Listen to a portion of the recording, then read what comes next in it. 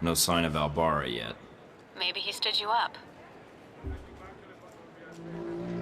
I don't know. Something feels wrong. Well, stay alert. I'm starting to trust your instincts. Sorry, that's... Switch off your transmitter. If you reach for your gun, one of my men will put a bullet in your skull. Transmitter's off. I don't plan on reaching for my gun unless you make it necessary. Once I have the information I need, I plan to leave. You will not be harmed. You've made an effort to broadcast your arrival in Rome. Why? I'm here to find out what Halbeck is doing in Rome and their ties to Al-Samad. And what led you to believe that Halbeck has any interests in Rome or Al-Samad? Are you denying that either one is true? I do not believe you would have come here without evidence. And what makes you think that? You aren't here in an official capacity. You are operating under Alpha Protocol. Interesting. Considering the program's secret, I would have expected you to say traitor, unless you have insider knowledge. If you think you're the first to be abandoned by your government, you would be wrong. You are Michael Thornton. You've served in several military engagements until you were recruited, a soldier. I'm an operative now. After Saudi, I had to change my 5-year plan. I'm guessing you're here to confirm the file you have on me. Anything else you need to check? Reports place you as someone loyal to your country and who believes in carrying their missions through. Is that so odd? In today's day and age, yes. But not to me. And you were the one who crossed paths with a German mercenary in Moscow, Z. I get around, and she was a little insistent we get together. I am not surprised. She is a mercenary, but hardly professional, or discreet, it seems. Have you two had dealings before? Contract disputes only. So you know a great deal about me, and I know who you are. You're Leyland's right-hand man, his lackey, toady, henchman. And you wear those gloves to keep the blood off your hands. I've read your dossier. You've lived a full life. Kuwait, South Africa, that oil refinery explosion in Moscow. It's like a concert tour with you. Considering how public your actions have been in Rome, and how many CIA agents you killed, I think you're hardly in a place to lecture me. What happened to Albara? Dead, of course. Once you'd ID'd him, well, his use to me was at an end. In less than a day's time, you have already managed to cause me considerable inconvenience. Now, tell me what you're doing here.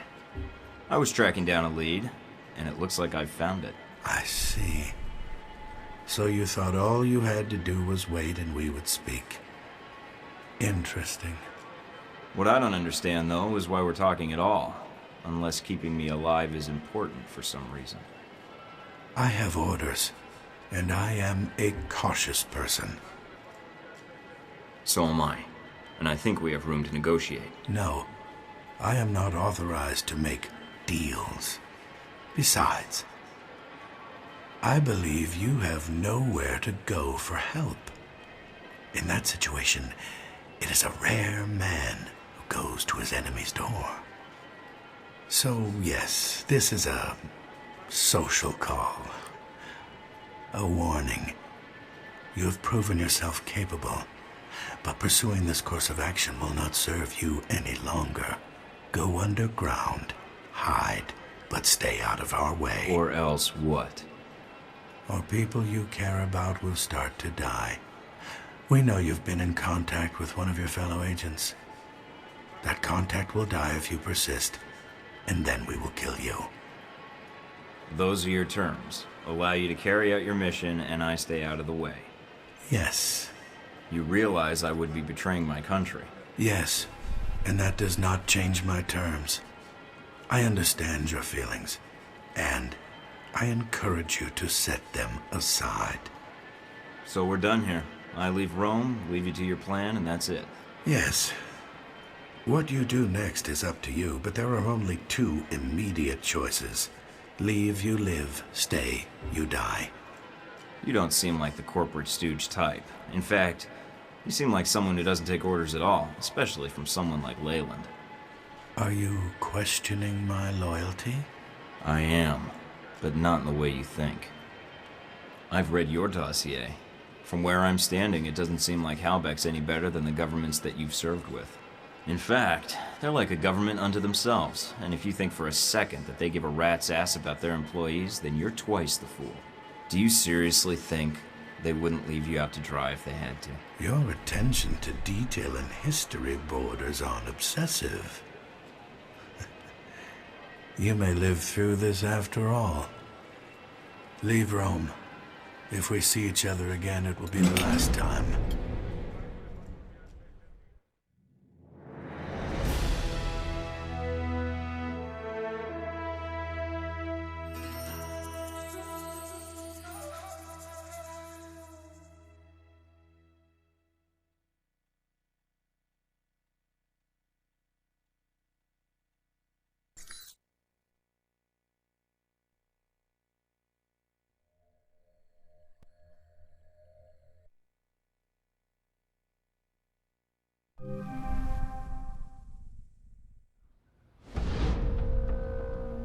You weren't hard to find in Rome, you know.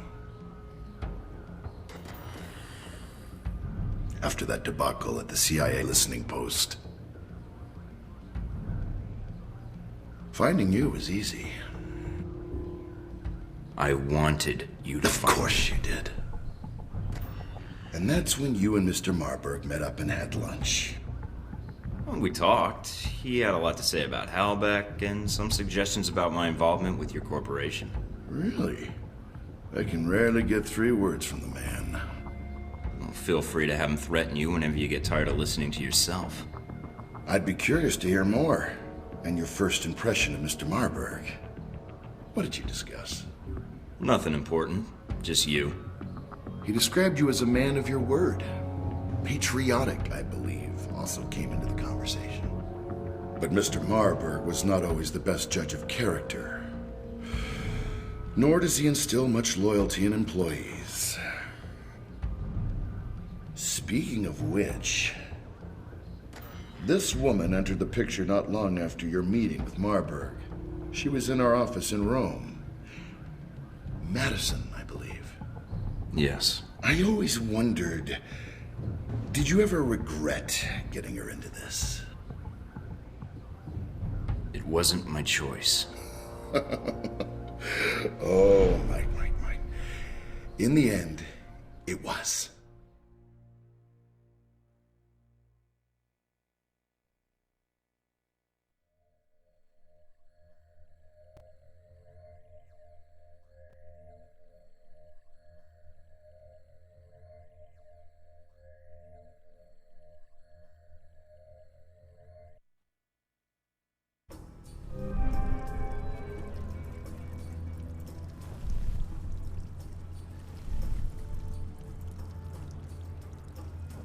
Mike, we may have a problem. The VCI employee I mentioned before, Madison, I think she's going to act. What do you mean, now? She's calling the operator and asking for you by name. She can't be working for Marberg, unless this is a trap. Who is she calling? The city directory. And maybe the police next. If she does... Can you intercept the call? Redirect it? What? Why? I want to know why she's looking for me.